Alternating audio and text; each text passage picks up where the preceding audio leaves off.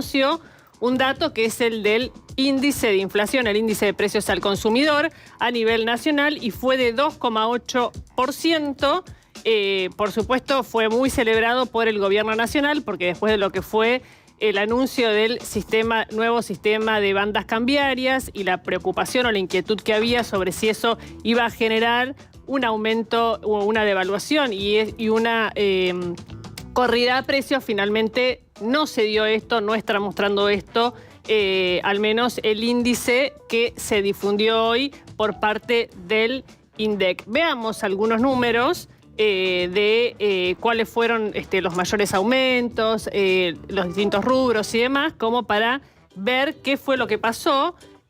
Básicamente hubo un aumento en el rubro restaurantes y hoteles del 4,1%, recreación y cultura 4%, prendas de vestir y calzado 3,8%. Y vuelvo a insistir en este punto, celebró mucho el gobierno, había algunas estimaciones que incluso daban un poquito más. Sí. Recordemos que en marzo había sido el 3,7% y que había generado una especie de sacudón, ese saltito. Bueno, ahora respira el gobierno, en realidad más que el gobierno, la gente que sufre menos aumentos, pero celebra porque, bueno, está cerrando una campaña el gobierno nacional en la Ciudad de Buenos Aires y le viene bien este dato de inflación.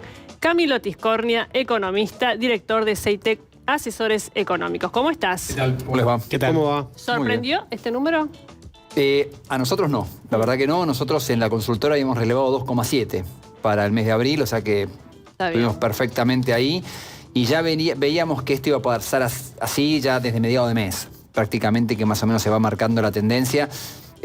Con lo cual me parece que es un resultado positivo, sin ninguna duda, porque el 3,7 te diría que fue lo que sorprendió el dato de marzo. Y yo creo que visto en perspectiva, me parece a mí que ese dato también tuvo mucho de especulación, anticipación o de miedo con lo que podía pasar justamente con el cambio de régimen cambiario a partir del acuerdo con el Fondo Monetario, que terminó siendo, creo que, mucho más benigno de lo que se esperaba en el mes de marzo. Y creo que eso fue también un factor que ayudó. Nosotros hemos visto mucha contención de la parte de precios después justamente de que se implementara el nuevo régimen. A partir de la tercera, cuarta semana de abril empezaron una moderación bastante importante. Ahora, Camilo, vos decías recién que se adelantaron y trasladaron precios por las dudas, por si podía haber un salto evaluatorio. ¿Qué están viendo ustedes? Hoy conocimos el dato de abril. ¿Qué están viendo ustedes en estas semanas? Mira, lo que va de mayo también vemos mucho de la tranquilidad de abril. Te diría muy preliminarmente, yo creo que tal vez mayo pueda dar menos del 2%. Vamos a ver, estamos todavía, me falta un día para la mitad del mes, pero la realidad es que viene todo bastante tranquilo.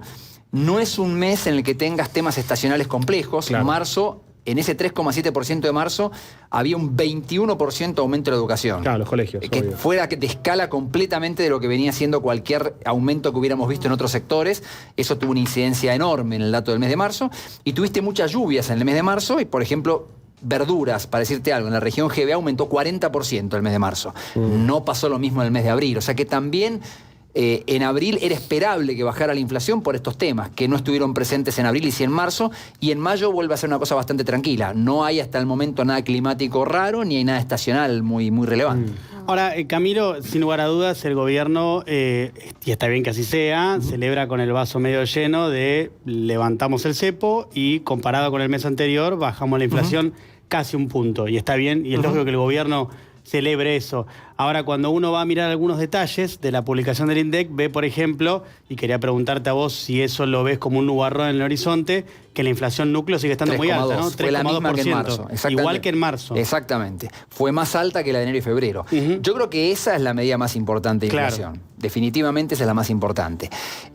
Lo que estamos viendo en mayo es que probablemente sea más baja. La inflación núcleo también. Sí. Es como que marzo y abril tienes una combinación de temas estacionales, el clima, que obviamente distorsiona. La núcleo fue 3,2, importante. Yo creo que en mayo puede bajar. De todos modos, te soy sincero, más allá, obviamente que estamos todos en el día a día de ver cómo dando mes a mes, a mí me parece que el contexto de política fiscal y monetaria que el gobierno viene manteniendo, me parece que es muy importante para pensar que la inflación se vaya manteniendo controlada y que siga bajando a lo largo del tiempo. La velocidad es más difícil de anticipar, ¿no? ¿Y cuánto crees que tiene que ver, vos decías lo de lo fiscal y lo monetario, te agrego una, a ver cómo lo ves vos. ¿Cuánto crees que tiene que ver también lo que se denomina el ancla salarial? Esto de que el gobierno, bueno, presiona, incluso el caso del Sindicato de Comercio ya es muy, muy evidente, muy público, porque hasta hubo un comunicado. El gobierno presiona para que las paritarias estén en la línea de 1, ¿no? Tuvimos una inflación de 2,8, pero el gobierno presiona para que estén en 1, 1,2, 1,3, 1,4, ¿no? ¿Cómo ves ese ancla salarial? Siempre que hay un plan de estabilización, que vos tenés que enfrentar un problema de una inflación que ya está muy, metida en la economía, y metés un plan de estabilización, uno de los grandes problemas que hay es cortar con la inercia inflacionaria, ¿no? Todo el mundo está acostumbrado a que la inflación es 3, 4, 5% por mes y de golpe vos haces una política fiscal y monetaria muy dura que debería generarte otro resultado. Ahora, ¿qué ocurre? Como todo el mundo tiene la cabeza indexada, todo el mundo puede intentar, si no cree en el plan del gobierno, seguir aumentando los precios al ritmo de antes. La consecuencia de eso generalmente es que si el gobierno resiste en su política, eso mete a la economía en una recesión. Por eso es que en muchos planes de estabilización se propone que además de la parte monetaria y fiscal, que tiene que estar, porque si no está nunca va a bajar la inflación, haya el famoso tema de acuerdos de precios y salarios, temas de coordinación, componentes heterodoxos, llamale como vos quieras. Esto que vos me estás hablando, si vos querés, sería como un tinte heterodoxo. Claro. A ver, ¿a dónde va el gobierno con esto? Como lo mismo que vienen haciendo desde que implementaron el nuevo régimen cambiario. Están tratando de evitar que por un tema de especulación haya aumentos muy grandes de precios que después, digamos, haya que terminar desandando. Que es un poco lo que pasó. Te cierro una cosita más. En marzo hubo aumentos muy fuertes en muchos rubros y hubo bajas en abril. Evidentemente, y lo vemos, ya vos tenés promociones establecidas todos los días en todos los comercios, no importa el rubro que vos quieras. Esas promociones son la forma que tienen las empresas de ajustar a la realidad del mercado. Estando la política fiscal y la monetaria tan dura, los aumentos esos de precios son difíciles de validar. El gobierno presiona para evitar que se produzcan y evitar después la recesión que te podría llegar a aparecer. Es discutible siempre, pero el fondo es lo fiscal y lo monetario. Escuchaba porque sí es la especulación, pero acá no hay una especulación. Acá hay un salario que aumenta la mitad de lo que aumenta la inflación mes a mes, con un salario que no se pudo recuperar de la pérdida anterior. Si bien hubo una recuperación de los salarios porque la gente trabaja más, lo que quiero decir es que el poder adquisitivo de los asalariados formales, que es lo que podemos medir, está roto, digamos, y por eso ves esa caída del consumo que ves. Entonces, ¿dónde estaría la especulación? Eso te lo debato, lo del consumo. ¿Cómo es? No, explícamelo, porque lo mío no es información. No. Lo mío es presunción, no datos. Voy a dos cosas. Una, el tema de los salarios. El manejo de la pauta salarial de la paritaria es una forma de ayudar a controlar la inflación. El poder adquisitivo de los salarios va a estar determinado por el nivel de empleo que haya en la economía, el nivel de inversión y la productividad. Con el gobierno anterior vos tenías paritarias que por ahí eran mucho más generosas y sin embargo el poder adquisitivo de la gente no mejoró. Y cayó porque la economía estaba completamente estancada. Entonces, las paritarias ayudan a que cada tanto haya una recomposición. Cuando tenés, por ejemplo, un golpe de inflación como el de marzo, puede ser. Pero las paritarias no te van a terminar de resolver el problema del poder adquisitivo de la gente. Eso va a tener que ver con que la economía siga creciendo. Esa es la clave para que en algún momento el poder adquisitivo recupere. Respecto del consumo, yo creo que un tema del consumo, porque ha habido una recuperación del poder adquisitivo a lo largo del último año, tiene mucho que ver con que, esto lamentablemente es así, hay que destinar una mayor parte del ingreso a pagar los servicios públicos, que con el gobierno anterior eran regalados y ahora son más caros. Entonces, lógicamente eso también te pega en el consumo. Entonces, no es solamente que, digamos, te cayó el poder adquisitivo absoluto, sino que además la gente tiene que destinar más parte a los servicios. Eso lamentablemente no va a cambiar y va a llevar tiempo. La clave es el crecimiento. ¿Y no están pisados los servicios? Porque me estaba fijando, da 1,9. Sí. Están un poco pisados, ¿no? El gobierno, evidentemente... Públicos, digo, el gobierno... Más allá, perdón, la aclaración, más allá de, efectivamente, vos tenés razón en que hubo una recomposición desde que Milei asumió de los servicios públicos, eso es innegable, pero la pregunta es, hecha esa recomposición hasta determinado punto, ¿no ves que ahora estén un poco pisados, que el gobierno también esté jugando con eso para que no se le escape la inflación? Mira, el tema de los servicios públicos, el fabricar, producir servicios públicos tiene un determinado costo. Durante el gobierno anterior gran parte caía en manos del Estado y poco proporcionalmente en el resto de la población. El gobierno cambió la balanza fuertemente y hoy en día gran parte del costo de estos servicios, al menos en un promedio, está pagado por los verdaderos usuarios. De modo tal de que eso ha ayudado a reducir mucho la carga fiscal y ha ayudado al ajuste fiscal. Evidentemente el gobierno va haciendo como una sintonía fina entre cuánto dar de aumento de tarifa, que es antipático para la gente, y la necesidad de ajuste fiscal. Como la parte fiscal viene bastante bien, evidentemente van regulando el ritmo al que dan los ajustes en los servicios públicos. Evidentemente los ajustes de servicios públicos van a seguir y es razonable, todos los meses vamos a encontrar que los servicios públicos van a aumentar. Pero yo creo que ya el gran esfuerzo se ha hecho antes, ahora es mucho más cercano a lo que pueda ser el común de los bienes y servicios que hay en la economía. Te voy a leer un tuit que, por supuesto, forma parte de la chicana política, pero quiero que des tu mirada, de Sebastián Galmarini, por supuesto, del Frente Renovador, cuñado de Massa, dice: el plan platita de Milei. Ahí está la chicana, plan platita. 1, carry trade para los ricos. 2, dólar subsidiado para la clase media. 3, celulares y videojuegos para los jóvenes. 4, aires y TV para los más grandes. Mira, a ver, yo creo que... Se quedó. No. Qué pobre, lo hace responder sobre No, porque hay algo conceptual de... efectivamente hay una mirada de Milei de la economía y lo que vos decías de el ajuste, la importancia del equilibrio fiscal y demás. Pero también hay cosas que por ahí se pueden discutir desde el punto de vista del modelo económico: dólar subsidiado para clase media, el tema del carry trade, el tema del anuncio de los aranceles. Él le pone plan platita, porque es una chicana, por eso te decía, es una chicana de campaña. Plan platita, si vamos a lo que fue el auténtico plan platita de Massa, es una cosa indescriptible, lo desastroso que fue, el daño que ha causado. Creo que no hay forma de comparar nada de lo que se está haciendo ahora con el desastre que por el nivel de emisión, decís, ¿no? Pero el nivel de emisión y el despilfarro total que hubo de recursos, lo peligroso que terminó siendo. También, acordémonos, ¿no? Ahí hubo plata del Fondo Monetario que se dio y se despilfarró porque no se cumplió ninguna meta sobre el fin del 2023. El plan platita, el auténtico plan platita, fue un desastre pocas veces visto. Esto obviamente forma parte de un manejo en un año político que tiene un gobierno, pero con digamos, es homeopático en comparación con lo que pudo haber sido el plan platita anterior. Aparte, decís, dólar subsidiado. Ponele que podemos tener la discusión de que hasta antes del 11 de abril, el Banco Central fijaba la pauta del dólar al 1%. Hoy en día no lo fija. Tenés una banda que va de 1.000 a 1.400 pesos y el Banco Central ni compra ni vende. Entonces, si el dólar está en el nivel que está, te diría que es un resultado de un montón de cosas. Asignárselo a que es el gobierno el que está poniendo ese valor no tiene ningún sentido. Primer punto. Segundo punto, el tema de los impuestos. Decís, bueno, justo ahora van a bajar los impuestos. Y bueno, evidentemente hay un timing político. Pero que se bajen los impuestos de esas cosas me parece, pero bienvenido. Por favor, que sigan bajando. Y eliminemos los regímenes ridículos de protección que hay en la Argentina. A ver, el gobierno lo está dando en este momento, puede decir qué timing político, pero hay que avanzar en eso, definitivamente. Los precios que tienen ciertas cosas en la Argentina, y esto tiene que ver con la inflación. Hay otra empresa muy grande que anunció que bajaba 25% el precio del aluminio.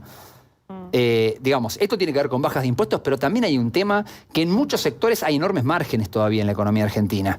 Entonces, yo creo que hay margen para que las cosas sigan conteniéndose en materia de precios. Entonces, llamarle plan platita a esto, yo creo que forma parte del movimiento, del ciclo político. En todas las economías, todos los gobiernos de turno tratan de dar algún aliciente cerca de las elecciones. ¿Y ves en el horizonte algún nubarrón vinculado con algo que vos mencionabas recién, que es decir, bueno, tema salarios, vos lo atabas a la cuestión de la productividad? Sí. Por supuesto que tenés un punto ahí, ¿no? Ahora, la pregunta es, ayer Isela Costantini, por ejemplo, la conocés, ¿no? Sí. Isela Costantini, vinculada con el mundo empresarial, decía textualmente que con este dólar es caro producir en Argentina. Entonces, mi pregunta es, ¿vos crees que, así como están las cosas, hay la posibilidad de un modelo productivo que permita atar los salarios al desarrollo productivo de la Argentina? Es decir, si efectivamente crees que va a aumentar la productividad y a partir de esto los salarios se van a recomponer. Mira, yo creo que la evolución de los salarios, que tiene que ver con la productividad, tiene mucho que ver con la inversión. Y la inversión tiene mucho que ver, en parte, con una macroeconomía ordenada y con un cierto horizonte de planificación. Entonces, yo creo que este gobierno ha hecho un aporte enorme en pos de eso. Creo que el horizonte no está despejado. Me parece que políticamente todavía sigue habiendo muchas dudas. Creo que está muy fresco en cualquier inversor de la economía real lo que pasó en 2019 con Macri. Eso fue algo absolutamente traumático en el mundo de las empresas. Y evidentemente hay muchas inversiones que hasta que no vean lo que pasa políticamente no van a terminar de invertir. Ahora, Camilo, vos mencionabas Macri 2019. Sí. Esto significa que incluso con una victoria en este año legislativo, vos todavía no ves un escenario para que vengan grandes inversiones? Yo ¿Que creo van que- a esperar hasta el 2027 a ver qué pasa a largo plazo? Yo creo que hay empresas que pueden esperar. Tal vez haya empresas que quieren esperar hasta 2027. Creo que el detalle del resultado va a ser muy importante. Que se vea sobre todo de qué puede quedar del kirchnerismo de cara al 2027. Porque esencialmente yo creo que la mayor preocupación de cualquier empresa está principalmente focalizada en el kirchnerismo. Entonces creo que se va a mirar con lupa lo que pase en el resultado de las elecciones de octubre, anticipando lo que En pueda la pasar en provincia de Buenos Aires, 2027. particularmente. Probablemente más focalizadamente en la provincia de Buenos Aires. Ahora, volviendo a lo tuyo anterior, yo creo que hay un enorme desafío. Yo creo que ese es un gran desafío. Cuando uno sale del corto plazo que estamos hablando de si el Banco Central acumula reservas, si la inflación es 2,7 o 3,2, el gran tema es: la Argentina hace muchos años es absolutamente cerrada, absolutamente subsidiada y con negocios que dependían de negocios con el Estado. Entonces, estás en un esquema completamente distinto que me parece muchísimo más saludable. Lo que pasa es que salir de un esquema a otro es complejo. Entonces, acá, lógicamente que ya hay ganadores y va a haber perdedores, y el gran desafío es que en lo que sean los ganadores se pueda generar el progreso, los empleos y la mejora que haga falta para que todo el mundo le llegue. Porque obviamente siempre está la referencia a lo que pasó en los 90 con Menem, cómo terminó eso de mal. Yo creo que hay muchas diferencias con la década del 90 y creo que hay sectores relacionados con los recursos naturales, pero no son los únicos, que creo que se deja muy de lado, se los desprecia. Bueno, esto es industria extractiva, no genera ningún tipo de empleo. Me permito discutir eso. Yo creo que a partir de esos sectores creo que hay un montón de industrias relacionadas que se van a poder desarrollar, que no son los sectores que están tal vez hoy, que se han desarrollado en los últimos años en un esquema completamente distinto. Entonces me parece que el desafío es cómo se puede adaptar el mercado laboral, y ahí creo que hay muchas cosas que el gobierno va a tener que hacer. Hace falta una reforma laboral. Cómo el empleo puede fluir más rápidamente de sectores que no van a ser tan exitosos a los que sí lo sean. Creo que la Argentina tiene un montón de oportunidades. El PBI de la Argentina es prácticamente el mismo desde el año 2011. O sea que per cápita es cada vez menor. Tenés de todo por hacer. Hay un montón de lugares en los que hay para invertir y empleo para crear lo loco. Lo que pasa es que tienen que estar las condiciones. Ahora, Camilo, ¿qué crees que va a pasar con el dólar? Digo, hoy vemos una foto bastante inédita, digo, por lo que estábamos acostumbrados, que es que el oficial, el paralelo, los financieros están prácticamente en el mismo rango. ¿Qué estás viendo vos hacia adelante? Mirá, pensando un poco, atando con lo que decías antes, si la Argentina puede desarrollar estos sectores que tanto se hablan, relacionados con la energía, minería, han habido anuncios de descubrimientos de minerales en la Argentina hace poco. Si uno ve eso y piensa que eso se puede desarrollar, que eso requiere mucha inversión, no es que es alguien que va a ir, lo va a agarrar y lo va a vender automáticamente, requiere muchísima inversión. Ahora, si eso se da, el flujo de dólares a la Argentina, por la vía de eso, por la exportación, va a ser enorme. Si le sumaras un mínimo de ingreso de capitales... Eso a largo plazo. Sí. La parte de energía, de lo que tiene que ver con Vaca Muerta, no te creas que es tan larguísimo plazo, ¿no? Vaca Muerta no, me refiero. Estás hablando, ahí ya solamente Vaca Muerta, estás hablando de varios miles de dólares de saldo comercial mayores que los del año pasado y los de este año. Entonces, con que se empiece a materializar eso, vos tendrías un flujo de dólares bastante importante de la exportación.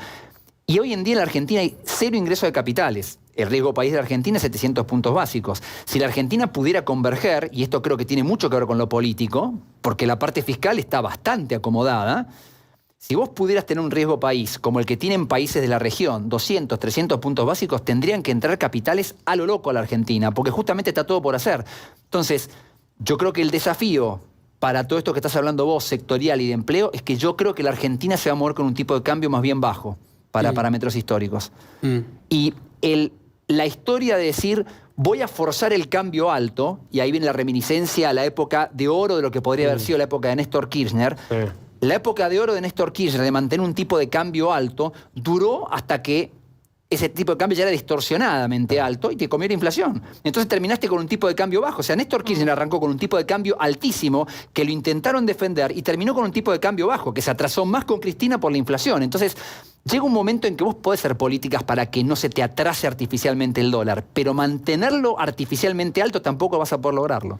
Y Camilo, a ver, vos recién marcabas un obstáculo que vos visualizás y seguramente los economistas y empresarios con los que hablás, que es un posible triunfo del kirchnerismo, particularmente en la provincia de Buenos Aires en la elección. Es decir, un obstáculo de carácter externo que podría dificultar los planes económicos del gobierno de Milei.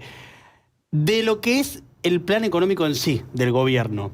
¿Qué te preocupa a vos? ¿Qué ves que decís, ojo con esto? Viste que así como algunos economistas señalaban durante mucho tiempo, che, ojo, está el tipo de cambio atrasado, ojo, está atrasado. Bueno, ¿a vos qué te preocupa del plan que está desarrollando el gobierno? Yo te diría que la parte económica, digamos, viendo el tipo de cambio en términos históricos está bajo. Y eso obviamente mete mucha presión de competitividad y está el riesgo de todo lo que estábamos hablando. Lo ¿no? que decía esto Costantini. pegue salarios, peguen empleo. Me parece que ese es un riesgo importante. Ahora, te vuelvo a decir, uno podría pensar, ok, me gustaría un tipo de cambio más alto por esos motivos. No es fácil lograrlo sin ser, digamos, muy artificial, ¿entendés? Y que eso termine complicándote la inflación. Entonces yo creo que la mejor forma, y es lo que otros países han tenido, es tratar de que flote el tipo de cambio, justamente para que acomode cuando la situación es exagerada. Lo que tendría que pasar, ¿qué deberías ver? Por ejemplo, mucha gente se va de vacaciones a Brasil, aumentan las importaciones. Lo que tendrías que ver en algún momento es que el tipo de cambio sube. Claro. Porque el exportador no quiere vender, porque la demanda está ahí. Si vos me decís hasta el 11 de abril, pará, pero la gente que se fue de vacaciones, en realidad el gobierno estaba interviniendo el tipo de cambio. ¿Quién dice que ese tipo de cambio era razonable y en realidad no estaba usando las reservas, que no las usaba? Pero digo, está subsidiando para que pase esto. Hoy en día, si eso existe, la película es distinta, porque no están interviniendo, ¿entendés? Entonces, yo creo que ahí está el tema. No te puedo decir a dónde va a terminar el tipo de cambio, pero creo que ese es un desafío. Igual, yo creo que lo más complejo es la parte política. Y la parte política como reflejo de la preferencia de la sociedad, ¿entendés? O sea, los argentinos son los que votaron por Alberto Fernández y Cristina Fernández en el 2019. Claro.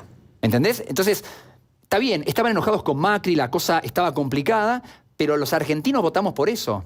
Y durante 4 años hubo eso y hubo lo que pasó. Desde el punto de vista de una persona que tiene que invertir en la Argentina, esos 4 años han sido un horror.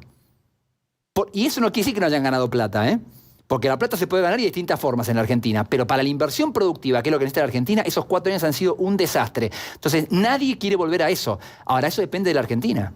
De que no se vuelva a votar algo como eso. No quiere decir que tengas que siempre votar a Milei, ni todo lo que hace Milei. Pero lo que está proponiendo Milei en materia de política macroeconómica es muy superador respecto al anterior. Que venga alguien, si no le gustan cosas de Milei, que diga, mira, ¿sabes qué? Yo voy a mantener esto porque esto parece que funciona, el equilibrio fiscal, la flotación, el no pelearme con todo el mundo, liberar, que haya competencia. No sé, no me gusta otra cosa, bueno, propongo otra cosa. El no pelearse con todo el mundo. El no pelearse. Justo esa no cuaja. No, me refiero, estaba pensando más en materia internacional y con... pero tampoco aplica. Tampoco, pero bueno. Otro tipo de alineamiento. Se entendió igual. La idea se entendió. Gracias, Camilo. De nada. Por haber estado acá. El gobierno finalmente anunció